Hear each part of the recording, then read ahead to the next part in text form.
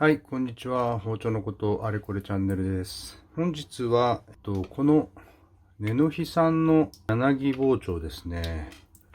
こちらを、本場付けというか、刃をちょっとつけようかなと思ってます。実はこれ、新しいもので、研ぎもせずに何度か使っちゃったというような感じで、しっかりと刃をつけていきたいかなというふうに思っています。こちらのいつも使ってる1000番の人工砥石から少し研いてですね。で、こちらの天然砥石3000番から4000番ぐらいなんだと思うんですけれども、最後に仕上げという風な形でやっていってみようかなという風に思ってます。この辺の天然砥石はあんまり水につけておかなくて使っていけば大丈夫なのかなと思うんですけど、人工砥石は少し水を湿らせてから始めたいと思ってます。はい、まずしっかりと面直しをしてですね、からいきましょうかね。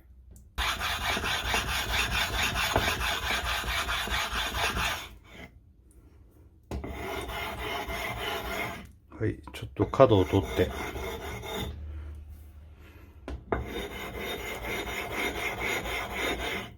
はい、じゃあちょっと始めてみます。ちょっと刃先の方からいきますね。まあ、切り刃にペタッとつけて、まずは研いでいけばいいのかなというふうに思ってるんですけど。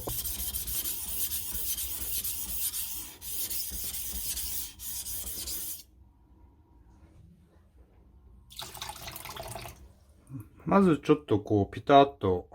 しのぎのところまで当てて磨いています。もう先の方だけ上に上げるというか、じゃないと、ここのところがピタッとしのぎが合わなくなりますからね。あんまりなんか変に力入れすぎると、しのぎのところも曲がってきちゃうんですけど。あ、そうですね。始める前の切れ味を見とかないとダメですね。一応、スッと切れるんでしょうか、これでも。あ、でもダメか。切れなくもないかなという感じですけれども、それでいきます。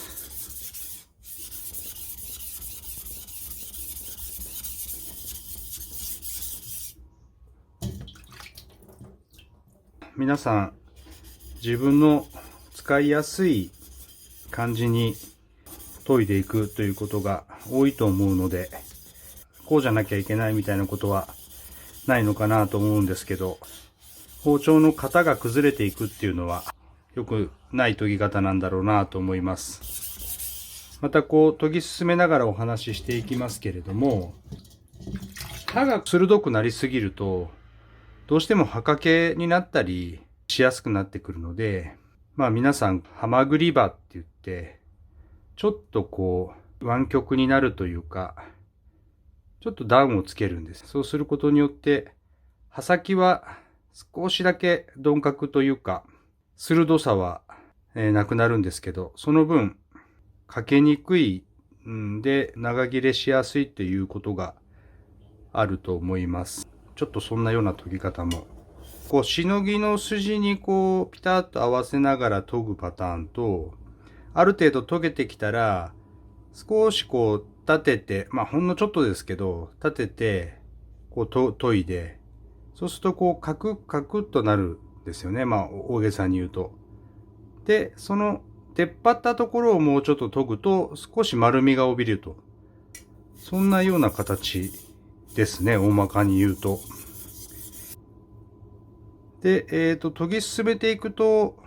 返りって言って、こっち側を研いでると、こっち側の向こう側に少し刃がやっぱりめくれてくるんですよね。一応そういう風にめくれた状態になれば、かなり刃先が鋭くなっているという証拠なので、その返りを全体的にまんべんなく出すと。で、そういったのはこういう風に触りながら、こっち側にめくれてるものを感じながらで、帰りが出ると、もう刃先が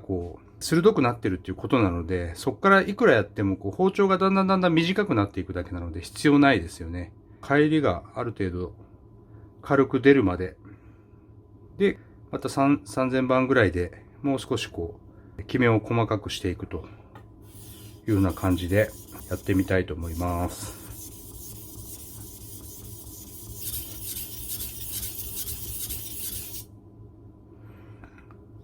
で、裏も少し軽く、だいぶ切り刃のとこがピタッと当たってるんですけど、まだ、帰りも出てない状態なので、もうちょっと研ぎ進めます。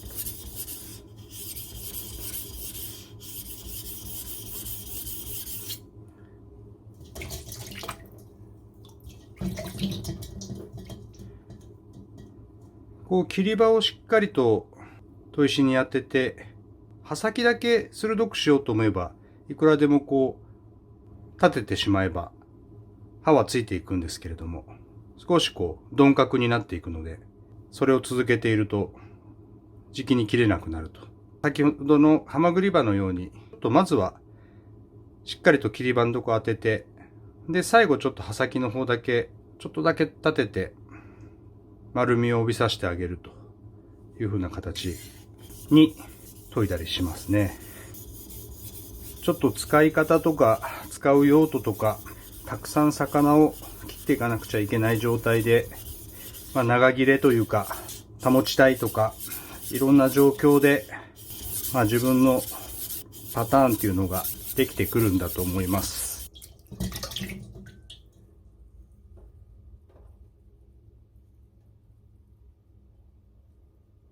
なので少しずつ先がしっかりと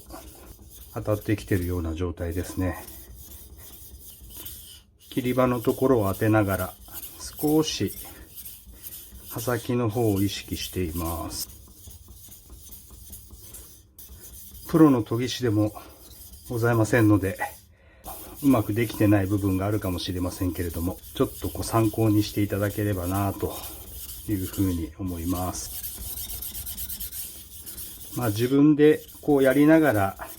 うまくいかなかったり試行錯誤するっていうのが大切なんじゃないでしょうかね。何事も。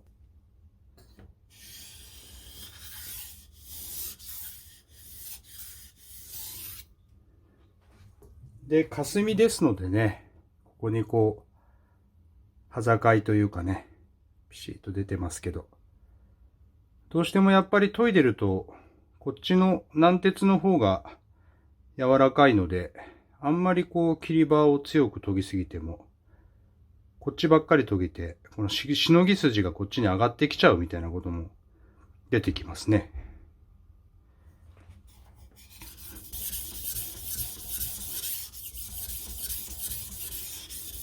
どうしてもここでこっち側の右手の力がぐっと入りすぎると、こうなっていっちゃいますよね。なので、それほどこっちには力を入れず、安定させて、グラグラせずにまっすぐ、どうしても力が入りすぎちゃったりしますよね。綺麗にスパッと当たって、そうですね、もうだいぶ刃先は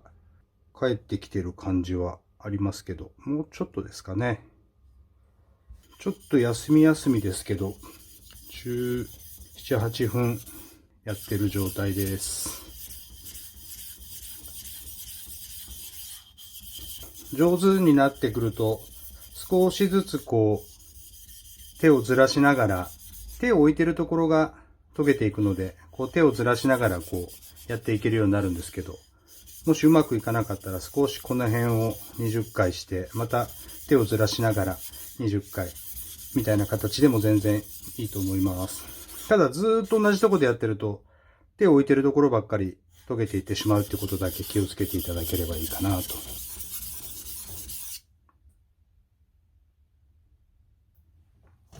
なんかやっぱり包丁作り、鍛冶の方の火加減と研ぎ師というか、そこの信頼関係と技術の高さはすごく重要ですね、やっぱりね。いくらいいものができてても、しっかり研げなければ切れるようになりませんし、逆に、やっぱり焼き入れがうまくいってないと、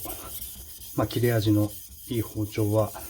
できないんでしょうから、その辺の信頼関係っていうのはやっぱりすごいですね。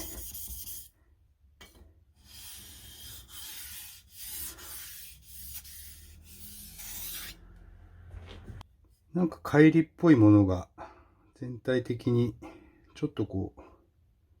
引っかかるかなっていう感じになってきましたので、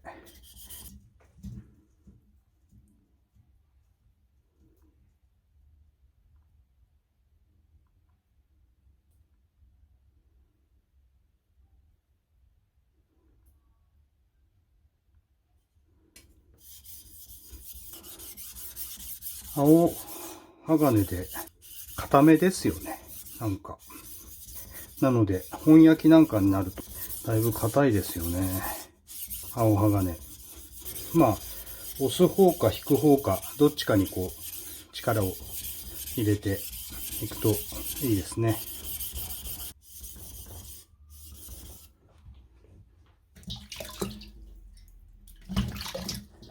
乖離っぽいものが全体に出たので、3000番に変えていきましょうか。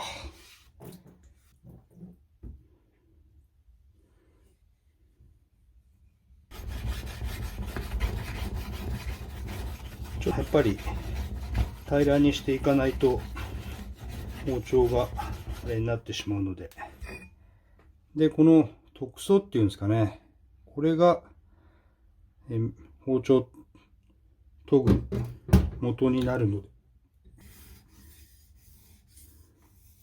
さっきの1000番の傷を細かくしていってあげながら、シャープな刃先に長切れしていくという風な形になっていくと思います。さっき切り刃にしっかりと砥石をつけて研いでいってたので、ここはもうまっすぐな感じになってますよね、今のところね。最終的には一般的に小刃付けって言いまして、ほんのちょっとだけ角度をつけて、本当に3回刃を鈍角にするんですよね。そういうの小刃付けとか糸刃とかって言うんですけど、逆に刃が立ちすぎてると欠けたりボロボロになりやすいので、小刃付けというのをします。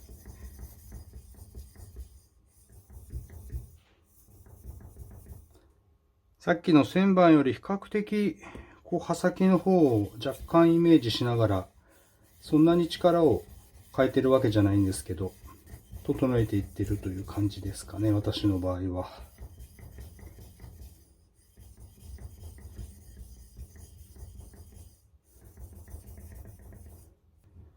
では、ちょっと最終仕上げの砥石に変えたいと思います。5、600番だと思うんですけど、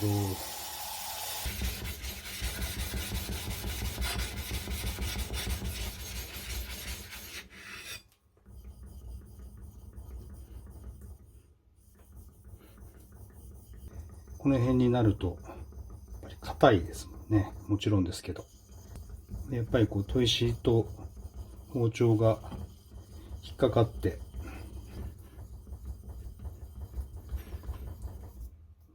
裏押しは本当に軽くで、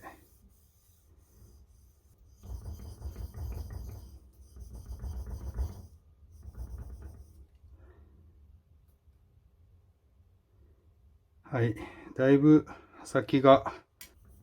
軽く返りも出て手に引っかかるような感じですね。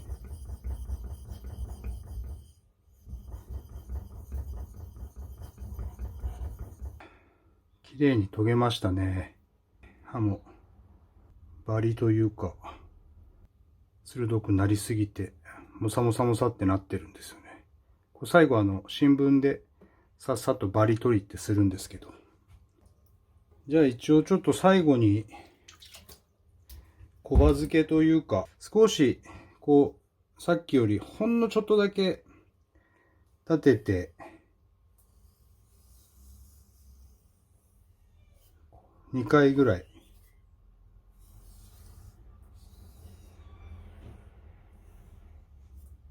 裏も軽く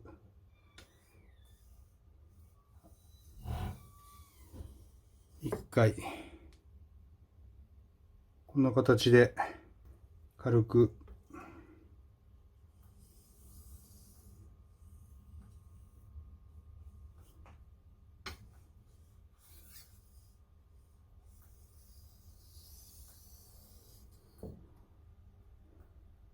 コバをつけました。はい、一応いかがでしょうか。こんな形で柳包丁の本場付けをしてみました。ちょっと最後に切れ味を確かめてみましょう。で、最後ちょっとバリを最後取ってあげて、はい。